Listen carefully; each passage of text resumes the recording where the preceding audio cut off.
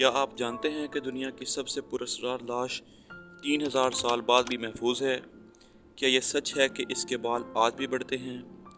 क्या इस पर चूहे छोड़े गए लेकिन वो मर गए? क्या फ़िरौन वाकई बदतरीन मौत मरा? ये सब महज कहानियाँ हैं या हकीकत? आज हम इस राज से पर्दा उठाएंगे। 1881 में मिस्र में आसार कदीमा के माहिरीन ने एक ऐसी लाश दरियाफ्त की जो हैरान कुन तौर पर महफूज थी। ये लाश फ़िरौन की थी जो हज़रत मूसा के दौर का बादशाह समझा जाता था। इसकी जिल्द, नाखून और बाल हैरत अंगेज़ तौर पर मौजूद थे जो आम लाशों में 10 साल बाद ही ख़त्म हो जाते हैं। सवाल ये पैदा होता है कि ये लाश कैसे महफूज रही?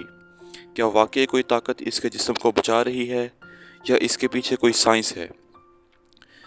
क्या इसके बाल आज भी बढ़ते हैं?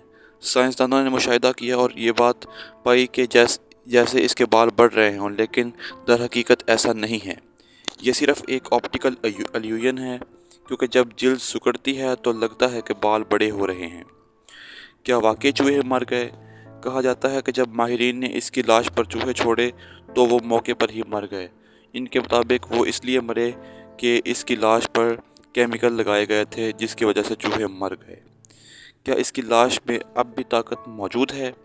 कुछ लोगों का मानना है कि फ़िरौन की लाश पर जाने वाले कुछ साइंसदान बीमार हो गए और ये महज इत्तेफाक था या कोई पोशीदा राज। आज भी ये मिस्र के म्यूज़ियम में महफूज है और इसे देखने के लिए दुनिया भर से लोग आते हैं। कुछ लोगों के मुताबिक ये एक इबरत है, जबकि कुछ इसे साइंस का करिश्मा कहते हैं।